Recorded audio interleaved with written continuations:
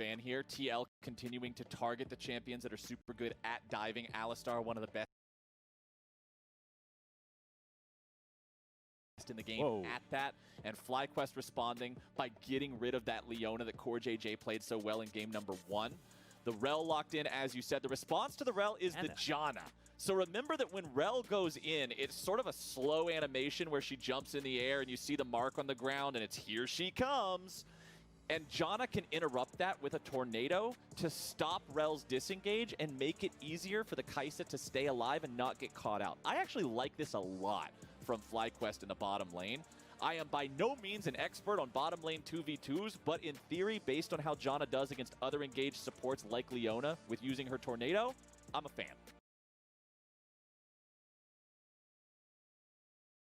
Normally, I would have questioned the Janna because it didn't fit the identity of what the other champions were trying to do.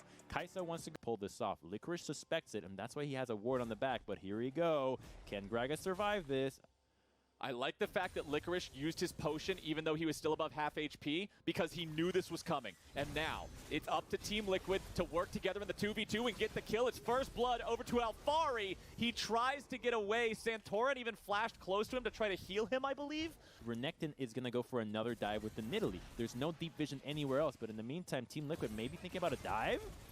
No Janna to stop the damage in the CC on that one. CoreJJ stays alive. Tactical 2.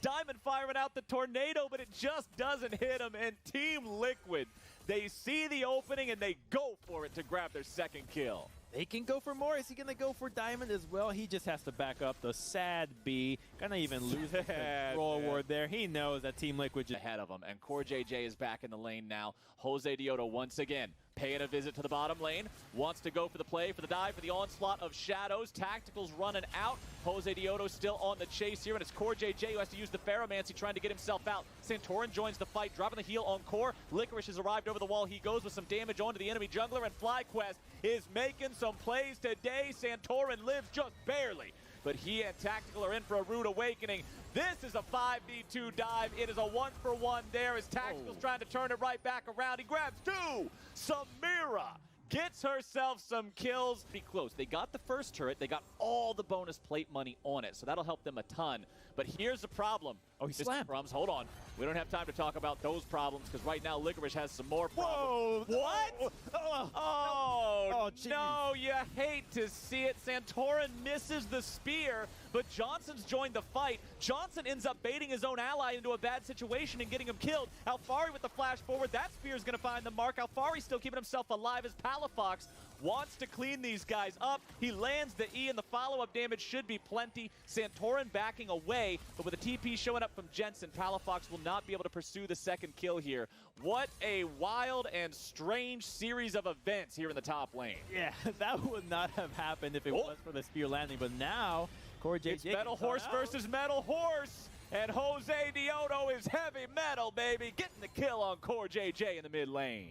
Oh, horse-on-horse violence. Rarely do we see that in some of the bonus Rels. But she gets her and just tornadoes people away. And now we're back to a dragon fight that Licorice is stuck in one man. Where is he? Stops. Where is he there? Licorice is dead. Team Liquid has control over the bottom side river. They are going to grab themselves a Drake here. With the kill on the enemy top laner, they know there's no contest for this one, so Team Liquid's going up 2-0 in that respect. Now we got another fight here in the top side of the map as Alphari is using the Dominus to go for a kill on Johnson, but the Scuttle Crab is smited. Flyquest has bodies nearby. Rift Herald is now just leashed for Team Liquid, and they will end up taking both neutral objectives across Summoner's Rift within a couple of moments of each other.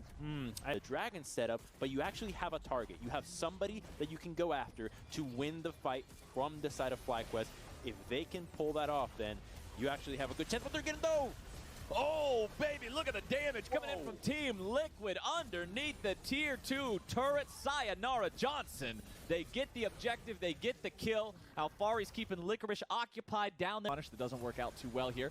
Josedeodo escaping as Alphari moves in, but now they're turning it right back around. Alphari's caught in the middle of 4. He heals himself right back up. Jensen's ulti again. Not going to find a whole lot here, but Licorice is down to 1/4. Team Liquid bringing in the cavalry. CoreJJ has arrived, and Josedeodo is down. Licorice retreating with the rest of Flyquest as Team Liquid find themselves 1 kill and are on the hunt for even more. Still, nothing to take after the fact. There is no Drake, there is no Baron.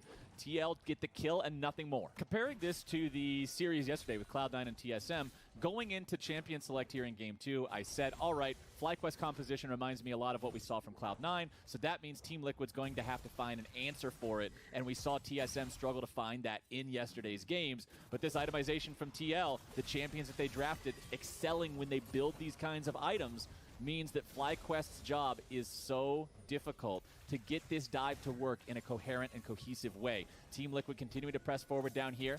It's Palafox versus Tactical in mid lane. Palafox is jumping in. Akali versus an AD carry. Normally not going to be a very fair matchup, but it is Samira, so let's see where it goes. Tactical going right back in. Spin to win, but it will not win today.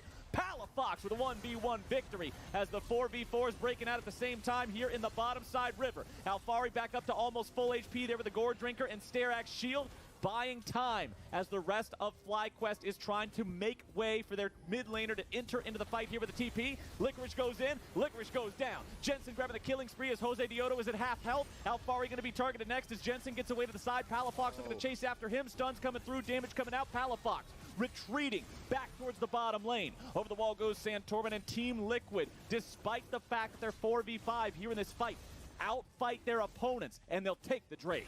Flyquest messed up the engage. They were not synchronized. Licorice went in by himself, then Josedeodo was alone, and they didn't wait for Palafox to get that TP. They should have been way more patient there. You had all the time in the world. Samira was dead, doesn't have teleport, she's never making it back in.